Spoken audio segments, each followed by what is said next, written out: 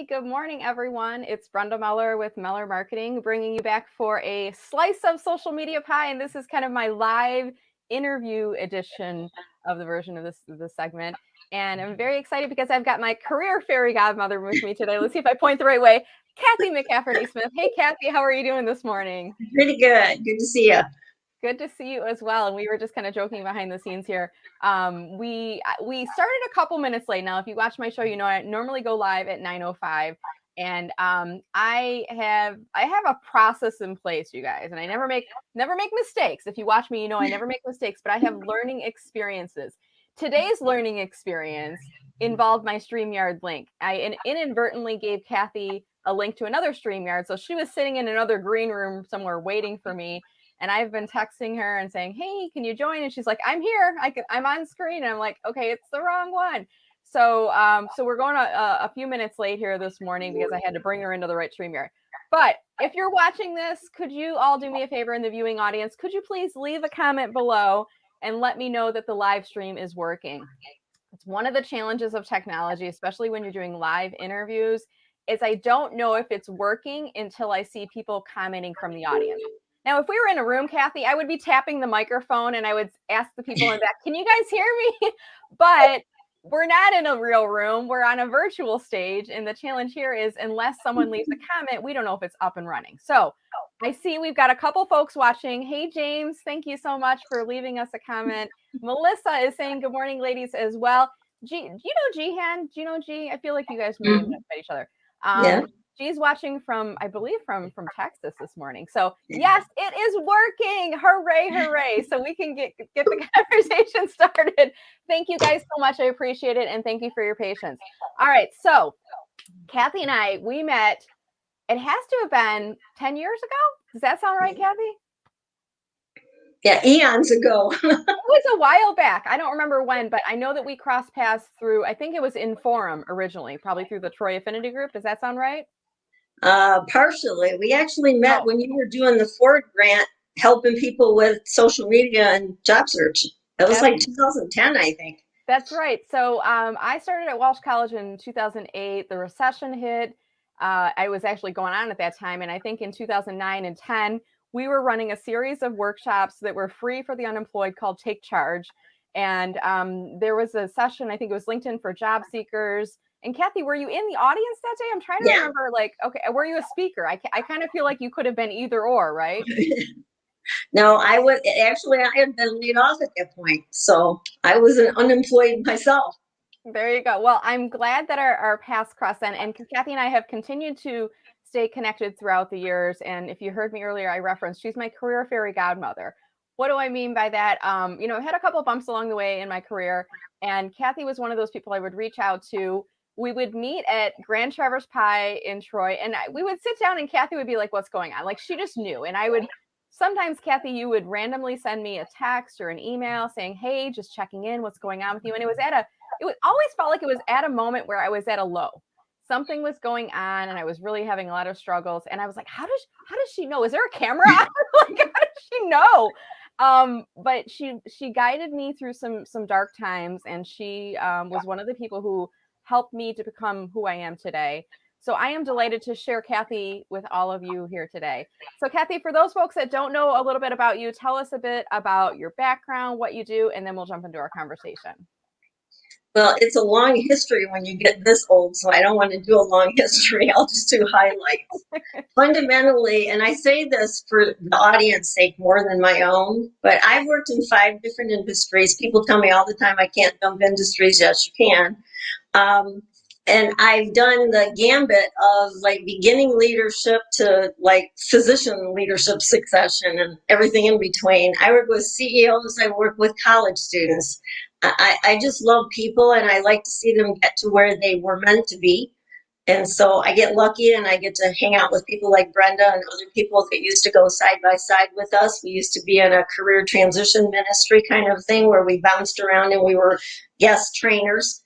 And I guess that's probably what I'm most proud of because I've met so many interesting people. And the one thing that I reinforced but learned really heavily during that time frame was the value of net giving versus networking. When you invest in other people, they invest back at you somewhere, because people have that need to like give too. So that's what Brenda and I kind of thrive on, back and forth. When we need each other, we're there, even though we both have jobs now and we're, successful doing what we're doing. We both went independent too, which is a commonality if you can't like live under those cultures, because I'm an organizational development consultant too.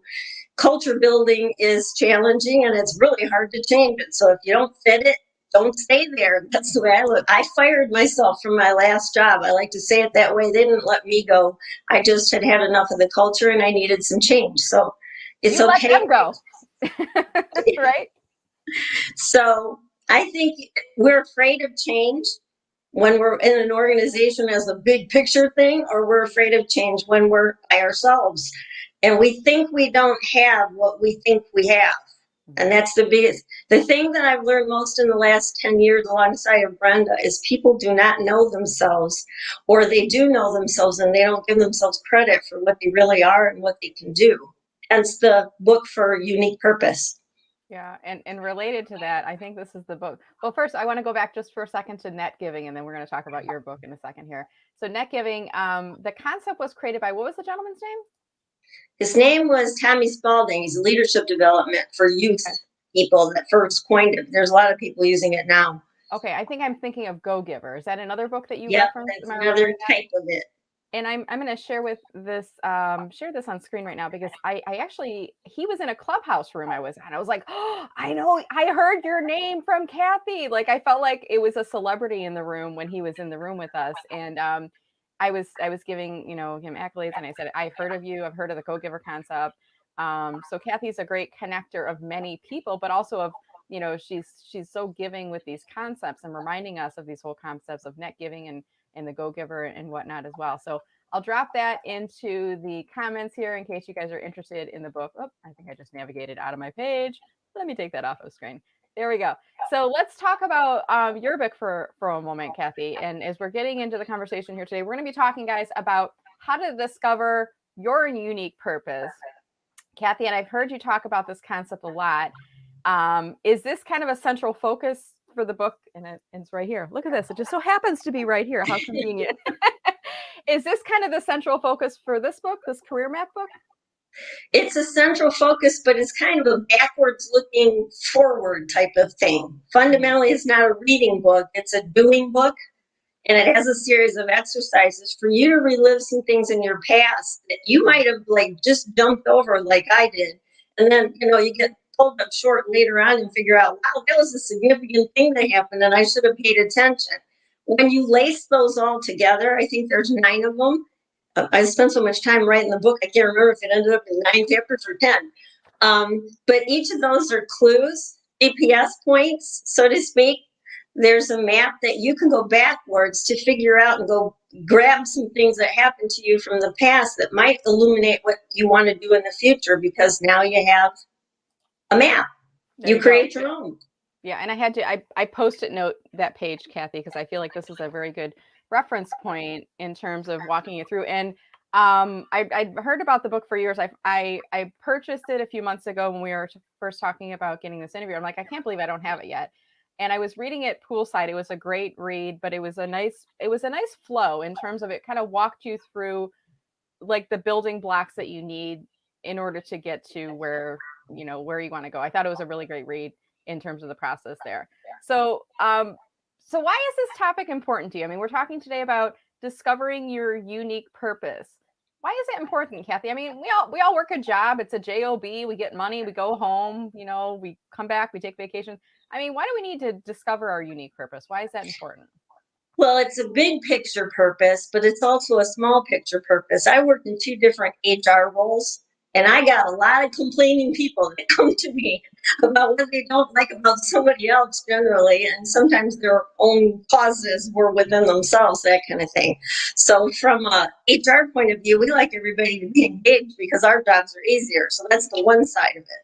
But the other side of it is like it hit me as I was writing. It took me 10 years to write that book. I fought it like crazy. But and when I think about it, if everyone were doing what they really were meant to do, if they were really happy in doing what they were doing and they were engaged in what they were doing, what would this world look like? I don't think we'd be as crabby and you know, as we are right now, if people did what they loved and loved what they do. So I thought, you know what? I've discovered everything from CEO, CFO, senior vice president, down to, the retail worker or the college student. They just don't know themselves very well. They don't take the time to self-reflect and go back to those critical things. And I'm going to do a little exercise with you in a minute or so. If you can flip my little spiffy picture forward. I'm going to illustrate the first chapter because I think it's it sets the tone of what the whole book is kind of like written like. So that's little Cathy at 5 years old on the left. And that's supposedly grown up Cathy, not quite much bigger than she was when she was 5 years old.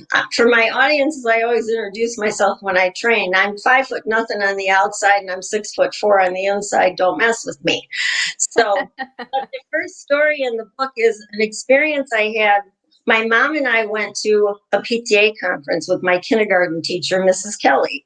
That was many moons ago. And the fact that I know her name and I can still tell you this story tells you about the impact this had for me. Yeah. She told my mother in front of me, I would feel comfortable leaving Cathy in charge of the class if I had to leave the room. That's that 5-year-old sitting there. And today I'm a professional corporate trainer and OD consultant. So in a way, it was a predictor, but it was also a validated skill, which is important because sometimes when people tell us what we're good at, we go, oh, that old thing, no big deal. Well, it is a big deal. If somebody's validated it and seen you in action and told you, in a way, it's a front end reference check. And one of the things I do with this particular piece, if I'm working with somebody that's unemployed and they're going for interviews, this is a way for you to start that dreaded question that I hate that HR people sometimes ask. I wish they didn't. Tell me about yourself. Well, instead of telling them about yourself, here's a way that you can spin that. In this case, I can say, let me tell you about a time when somebody told me I would make a great teacher when I was 5 years old. It's a way of getting past some of those dreaded questions that you have to do, but it's also an ownership. Because here's what was important to me in that experience. I've had other people tell me I'm good at things. Even Brenda tells me I'm good at things. And I go, oh, pshaw. We blow it off. But that 5-year-old owned it. And I don't know what happens to us when we get older, but when somebody tells us something when we're younger, maybe it's a new compliment we've never heard before. But you should own anything that people tell you and validate because they're seeing something in you that you can believe in because they saw it. I hope that makes sense. So living reference checks, I guess, is what I'm saying. The first exercise in the book is, what have other people said about you throughout your life, no matter what age you were, now or then? Can you record them so that you get a really good encouragement yourself moment? And you hang on to that stuff because it's important. I'm putting this in the comments right now because this is a really great takeaway. So think about what other people say about you in terms of, the positive attributes and the things that they've learned from you and the strengths that you have, really.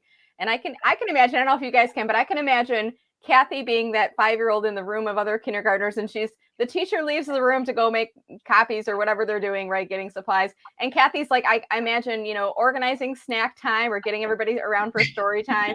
And I also picture you, Cathy, in that room. If there are kids that are being a little unruly or maybe playing or sad, I see you bringing them into the group as well. I don't see you just like leading the group, but I see you really being inclusive. I mean, there's a lot of stories, I think, within that story, right? Well, and you hit on something. If you have it when you're young, you probably perfect it and increase it as you grow. Mm-hmm. And I'm a trainer. I do everything that Brenda just said. If somebody's not engaged, I go and find out why. Sometimes it's in a small group, sometimes it's one-to-one. So a lot of what you did when you were younger, you did it because you didn't get paid for it. You just did it because you loved it. And that's the key to what you do. If you want to find your purpose, do what you love.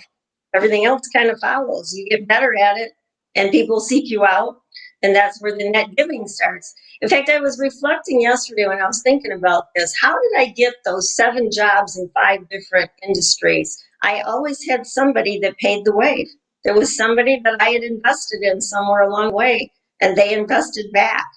They said, hey, did you know about this posting, or did you know about this job? This is coming up. We're creating something new.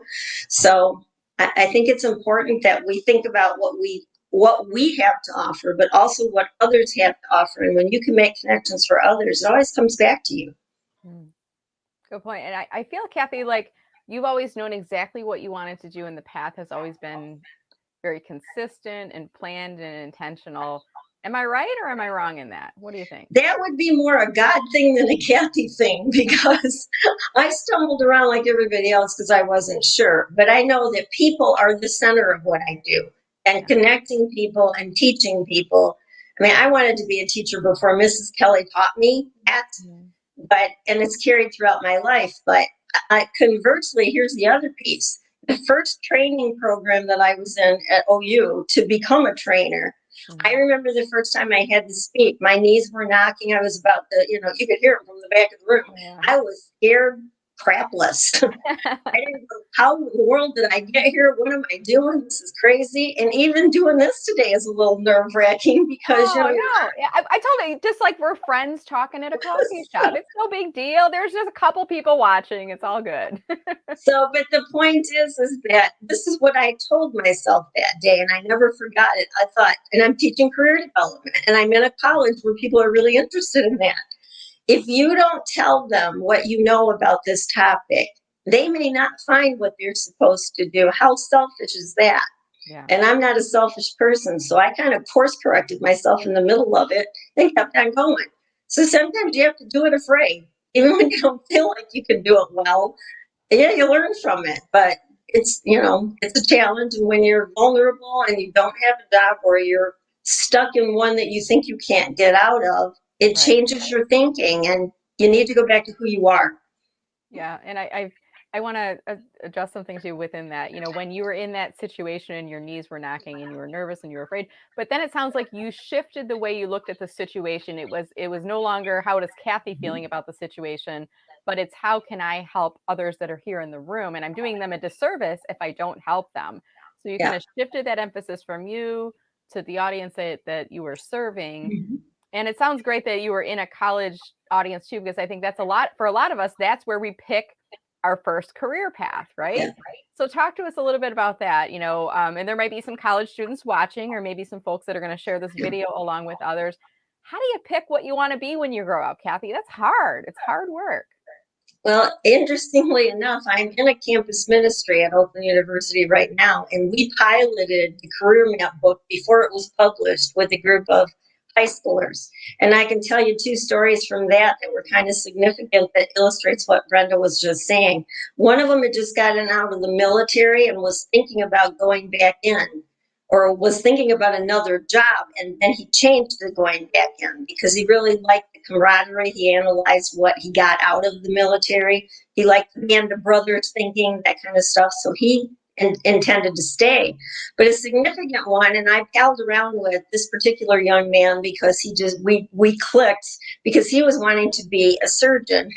He used to tell me, and everybody would gross out, he liked to cut people because he was fascinated with the science, not because he liked to cut people. Yeah, not like a gory thing, but a science thing, right? Yeah. But he also had a challenge. Somebody that he's related to had an illness, and he was concerned about the illness getting serious enough he wouldn't be there if he went to med school for 13 years. And be away and that kind of stuff. So he made a life choice to be with family over being a surgeon. He's working in the medical field, and he may do it eventually, but he did some changing of his mind. He was absolutely certain as a senior he was graduating and going to med school. And I kind of threw a monkey wrench in it with that particular conversation that we had. What really matters to you, because values are a real big piece. Because guess what? Organizations have values too, and sometimes they match you and sometimes they don't. And sometimes that's the cause of unemployment, because you just can't take the culture anymore because your value system is so different. That happened to me in one of my jobs, and I'm glad that I left it because I found a culture that fit. So I know I'm a little bit running in a tangent here, but this is personal.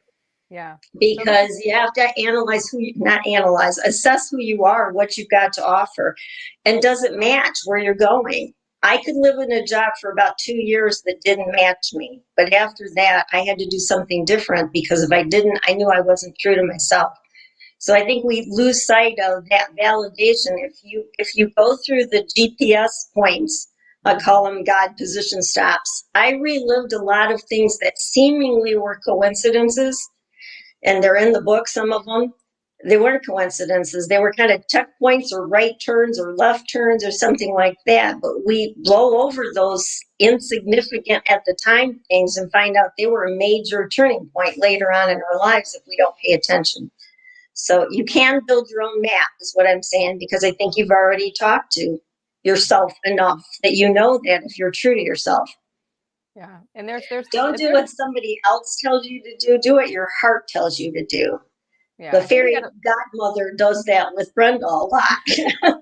I think the point there too, you have to listen. There's signs in whether you're religious or spiritual or whatever. I mean, there's signs around you all the time, and there's redirection that's happening that could drive you to something better, to something greater, to something that is helping you to live your values and to be with an organization that shares those same values. And a lot of times I think, Cathy, there's people that just get stuck in that rut of this is the job that I've always done.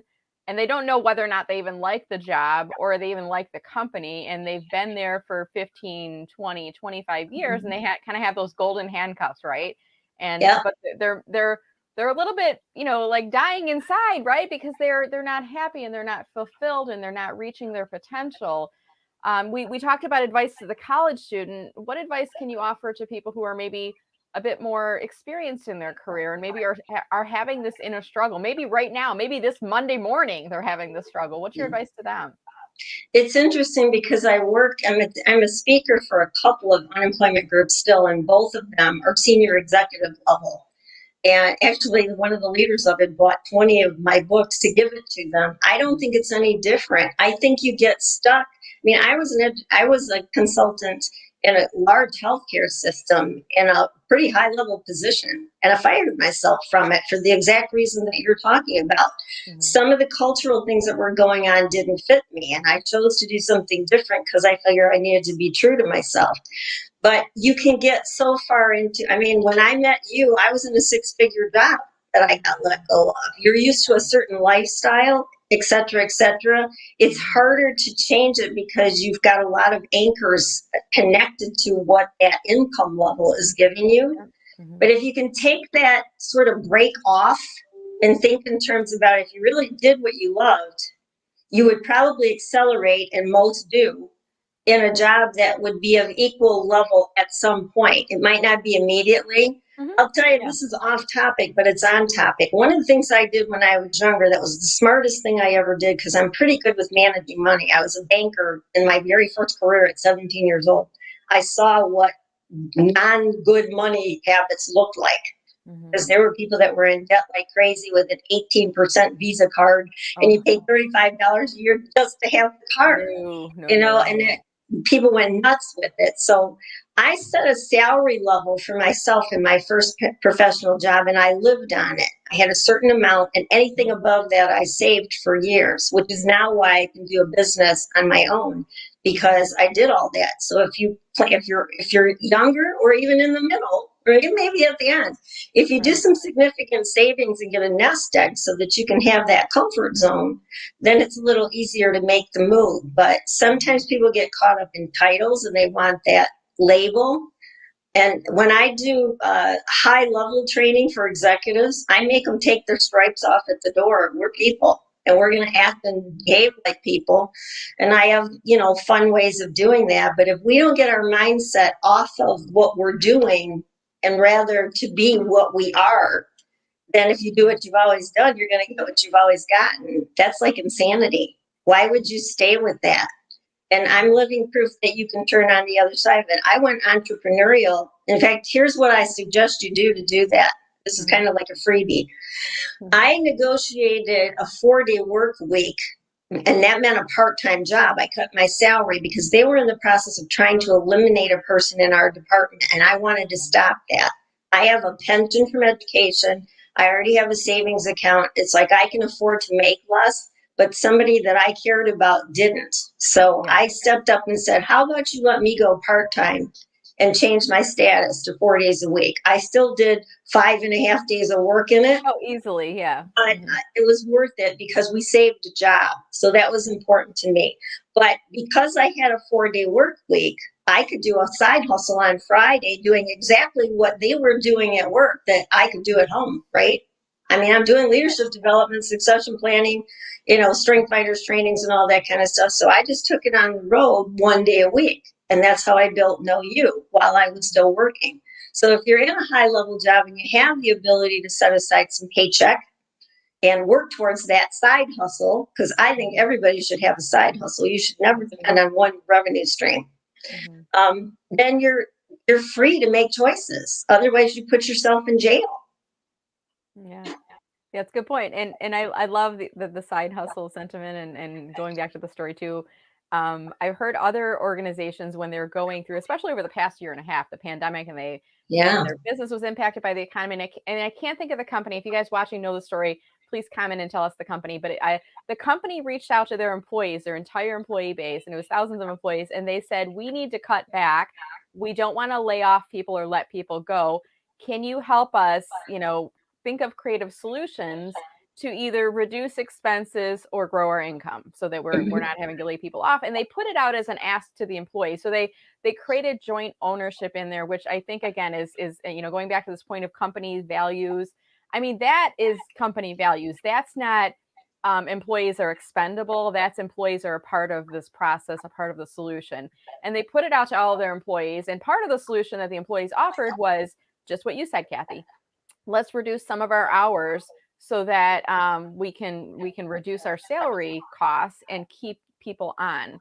And there were some other options too that the employees came up with, and it was a blend of both expense cutting and revenue generating that management didn't think of. It was just they see things from the frontline perspective, and it was such a great approach. If you guys know who the company was, drop into the comments as below. And I think there's a couple news stories that went out about it. But this process of, also you talked about, Cathy, separating yourself from the role. So I am not a CFO.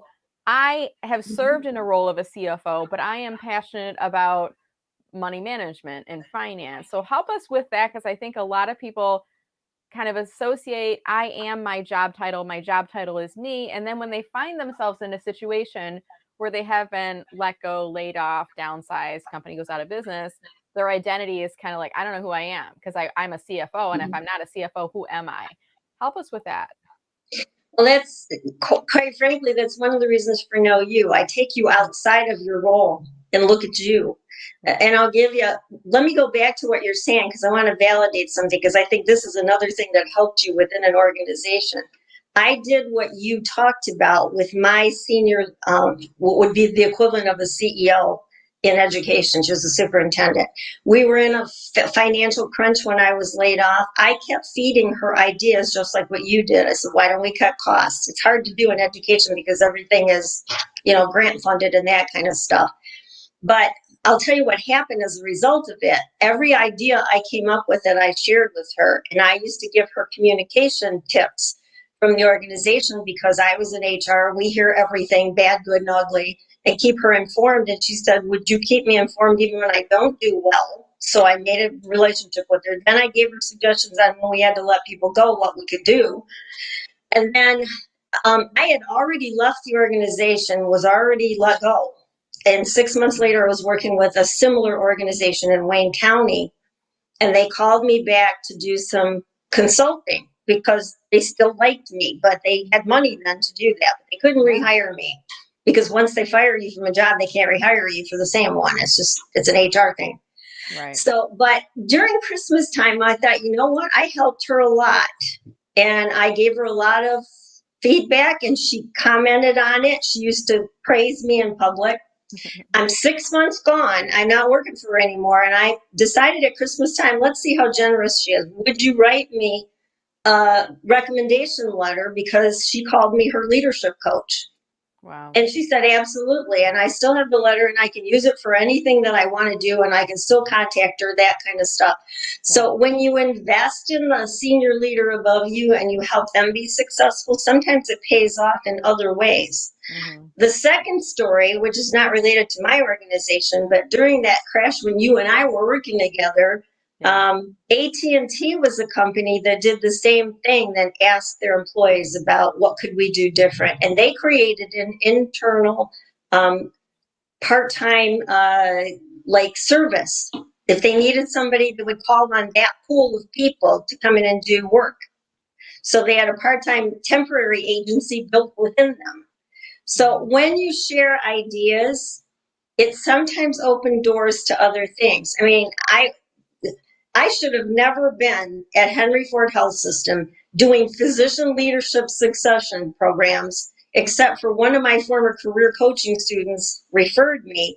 They put me in that role when they had two people that they could have chose. Never worked in healthcare in my entire life, but I know leadership.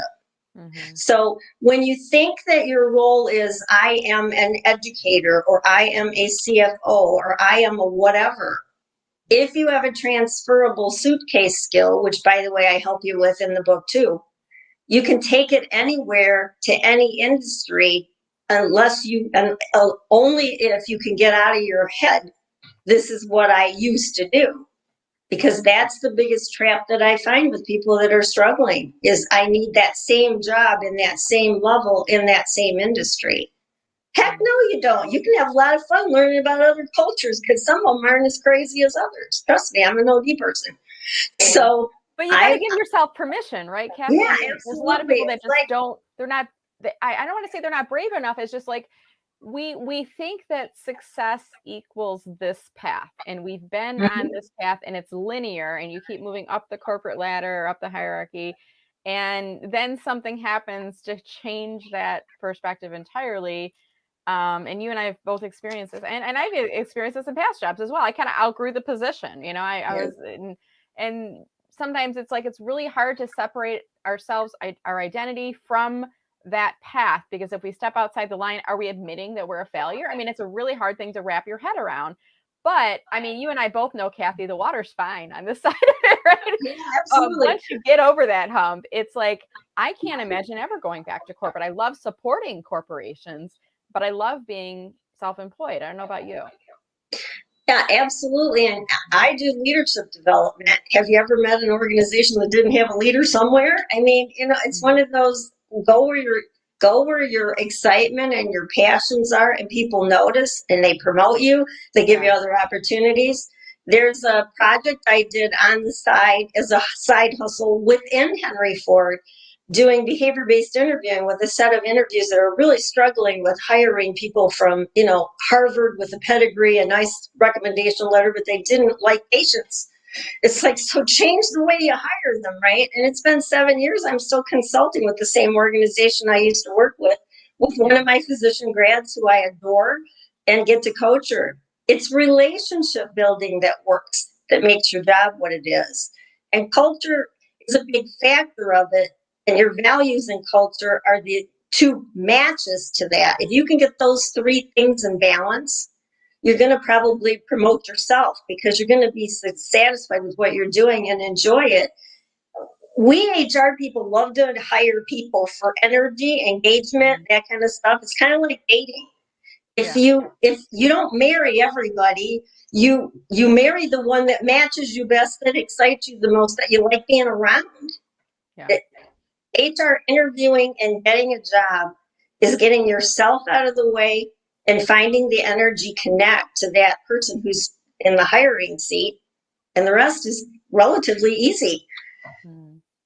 Yeah. Well, we've had a lot of conversation kind of floating up in the chat here, Cathy. I've been pulling it up on screen, and we're actually nearing the end of our time together. I mean, this is flying by, really, when we're having this conversation today.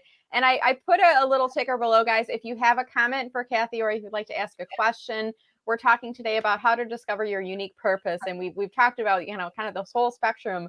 When Cathy was 5 years old and being in the classroom, and her teacher saw something in her, which was really a skill and a strength that has led her to where she is today as a facilitator, as a coach for leaders. And a lot of us, we have these skills inside of us, and giving ourselves permission to really see what they are. A little bit earlier in our show, we talked about asking, or really listening to people. What do people say about you? What are the strengths that people are saying about you? I'm curious, Cathy, when you were talking about that person that you were coaching that had provided you a letter of recommendation, has she given you a LinkedIn recommendation too? I didn't ask her for one. In education, they just don't do that the same way. But I got the written one, and it goes with me wherever I go. So Yeah, but it could be something you could reach out yeah, if you're connected with her on they LinkedIn. You could. can say, "Hey, it was a great recommendation. Is it something I could put publicly on my LinkedIn because it'll Mhm. help me as I'm looking to work with other leaders like you," right? So just a Yeah. suggestion on there. So I want to see if there's any final questions, and I did see one or two that popped in here, Cathy. So let me just scroll back Sure. to them. Someone asked, "Where is the best place to find the book?" Is it Amazon, would you say? Amazon is where you can physically get it the easiest. But if I do this for people that are unemployed, I give a discount because I can sell them cheaper from an author's point of view if that cost is too high for you. Okay. So can we give them my email or LinkedIn? You can Absolutely. find me on LinkedIn or email is probably the easiest way to find me. Yeah, absolutely. What is that email, Cathy? Kath817 Hmm. at gmail.com. Okay. And that will be for info on discounted books, Yeah. right? Okay. I'm just going to drop that into chat and I'm going to put it up on screen as well. So I like to do this in two ways. So when I put it up on screen, it's in the playback. So whether you're watching it on YouTube or Facebook or LinkedIn, it's in there. And then I'm putting it on the comments on the LinkedIn as well. So that way, if you're watching it on LinkedIn, watching the playback even, you can come and see that later on there. So Well, there we the go. other thing is that both you and I are on LinkedIn. And Yeah. LinkedIn is another way for you to see who our networks are. And we're network sharing people. So I would suggest that you do that too. Cathy McCafferty-Smith, that's on the screen. It's easier for me to see other people that I might know that I might be able to direct you to, or at least we can share information. So I think the more information you have, the better your shot is. There Yeah, you in go. fact, I thought I saw something going through the screen on military. I have a best friend, a dear one, who's just wrote a book for the military job search process. So, whoever you are, I'd like to talk to you. Yeah, so that was, let me pull it back up on screen again. Let me change the view here because we're covering Okay. Cathy. And I'm going to toggle back and forth. So the good thing about StreamYard is we can move these things around. When we get longer comments like these, Cathy, I like to call these like the home improvement comment. Remember Wilson on Home Improvement, how he Huh? was looking over the fence? Because when we get, StreamYard doesn't yet push the comments down. I wish they would say it's no longer, no higher than like an inch off the bottom. Unfortunately, the comments, as they get longer and longer, they'll hide more and more of us. But the comment was here from Daryl. And Daryl, I'll encourage you to reach out to Cathy. It sounds like she's got some connections and some resources that may be of assistance to you. The other question, I think it was about, the workshops that we had done earlier. And yeah, it's funny, Cathy, because I've always enjoyed helping and giving back to the job seeking community. I haven't really thought about it as a theme, but I guess it is. It's like right in front of me here. Yeah, it's something I've been doing all along. And that was back in the Great Recession of '08. And then things kind of rebounded and we just went through this recent, change with the pandemic and a lot of people were out of work. So I've kind of reinstituted as a solopreneur, the series of workshops. I'm continuing to do that. What about you? What work are you doing right now? Are you still doing work with the career ministries? I do the ministry. I'm still consulting with Henry Ford, doing some of the behavioral interviewing stuff. And I am working with Mish Business, which is a small group support. Ignite hired us last year, my partner and I, and we are doing some not beginning, early or mid management level kind of leadership training. We've had a ball. We've managed to put face-to-face facilitation type training into Zoom and make it work. So we're having a lot of fun with some of our, I love the generations. I like to bring generations together, and my favorite population is probably from 18 to about 45-ish or so, because they're the ones that are inheriting some of the things my generation has left behind for them to fix. So I'm pretty passionate about it. But I do work with senior executives. I'm a leadership coach for Inforum for executive level and for beginning level, because they have two different kinds of programs of succession. So I love to help people figure out what they should be. In fact, that's one of the questions I was a career coach, teacher for a national certification program for about, 5 years or so. And I used to ask them, what would you do if no one paid you a dime? You couldn't stop doing it if your life depended on it. Mm-hmm. And one of the tasks that is like in my blood, couldn't stop it if I wanted to, is not related to my field, but it is related to my creativity, and that's quilting. I'm a master quilter. I've had them in shows and stuff like that. But creating teams is creating pieces, or pieces creating teams. So in a sense, I like to design and pull things together for people, whether it's organization-wide, whether it's team-wide, or whether it's individual. So whatever that internal thinking knack that you have is, that you take for granted because it becomes so easy to you. If it's easy, it's a skill. Not everybody can do quilting. Not everybody can do what, Brenda's doing with some of these live shows and that kind of stuff. I know I couldn't handle the technology. I'm grateful for her. So we fill each other's gaps if we know what we're really good at and we own it and we use it. If we hide it in our personal life only, we're not going to be happy. You need to do it elsewhere too. That's what we call in business and organizational development and leadership development engagement. The energy is what we hire for. If we see that energy and know you have that passion. I used to teach new leaders that had never interviewed before. Like, if you have somebody who wants to do it, even if you didn't pay them, you never have an employee relation issue because they love it. Why would you want to do so? Why would you want to hire people that hate doing what they do? So I deal with it on the hiring side too, because a lot of HR people are not as astute as they should be. You need to be more astute than they are. If you know what you want and you'll look for the matches, you'll screen yourself out of places that you wouldn't fit in. But we don't think we are in control. We think it's being done to us. And as soon as you get into that attitude or thinking, you're kind of stuck. Yeah. Well, hopefully I've enjoyed the conversation. Getting an echo. Are you getting an echo? No, I'm good. Oh, okay, maybe it's just my microphone. You're just so wonderful. You echo. It was like for a second. Now it went away. StreamYard sometimes corrects the echoes too. So once you keep talking, it kind of goes away. So thank you, team at StreamYard, who's helping me behind the scenes. I've enjoyed the conversation today, Cathy. I've taken away new insights from you. I always learn from you. I'll include the link below to Career Map. Guys, this is a great read. It's an easy read. I mean, like I said, I read this poolside. And really, Cathy does a great job of walking you through the process of, and we're here today talking about, let me just pull the topic back up on screen again, how to discover your unique purpose. So if you're struggling with this, wherever you're at in your career, if you're at the beginning, maybe you're a college student, if you're midpoint and not really sure if you're doing what you love to be doing anymore, maybe you're having that little internal struggle, maybe you're nearing, kind of the, I don't want to say the end point of your career, maybe you're experience rich and you want to figure out if there's a way that you can pivot as you move on to the next phase of your career. I think there's great insights and takeaways in that book. Related to all of this, Cathy, people can connect with you on LinkedIn. Are you open to accepting new connection requests from folks?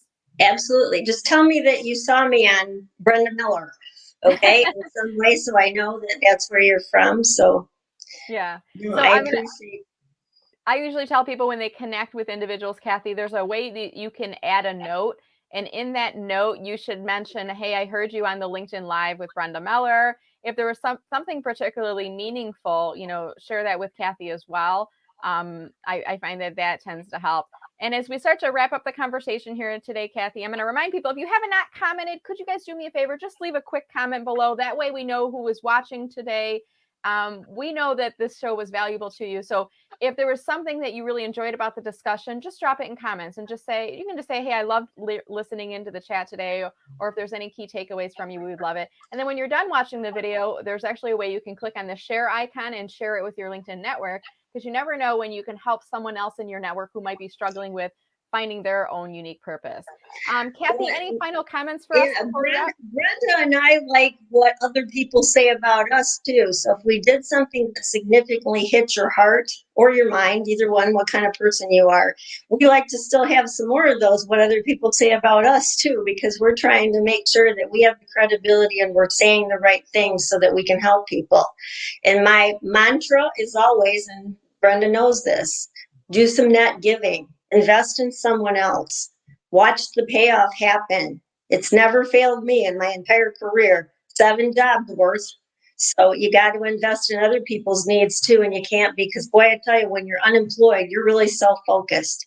And if you're thinking about leaving, you're also very frustrated and mad and you're self-focused. So no matter where you are in your career, you need to think about others, because it leads to opportunities that sometimes lead to promotions, next jobs, projects. I mean, I've been on a number of national boards and councils and things like that because I volunteered to do something in one place and they go, hey, come over here, we need you here. Yeah. So be visibly successful in what you love to do and it will find you. You might not even have to look for it. Sometimes it's fell in my lap because of somebody that watched me do something that they valued and they needed more help with. So yeah, you never go wrong if you're investing in someone else.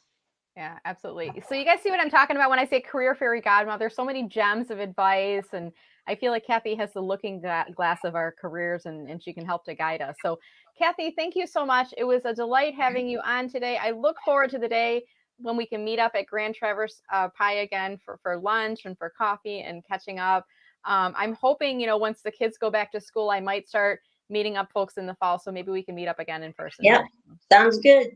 All right, guys. Well, I want to thank everyone so much for watching us here today. Again, if you enjoyed the discussion, I'd love it if you could leave a comment before you leave the video. Whether you're watching this live or in replay, please still do leave a comment. I'm going to share the link back to Cathy as well. So if you have a question that we didn't get to, I'll make sure to tag her in that as well. And I want to wish everyone a wonderful day and looking forward to seeing all of you guys on LinkedIn. And if you're interested in more of my upcoming LinkedIn Live interview series, you can go to my website, click on the subscribe button. You'll join my VIP email list, and that way you'll be notified of upcoming interviews in the series. Thank you again for watching, everyone, and have a wonderful day. And Cathy, I will see you soon. Okay, thanks. Bye-bye.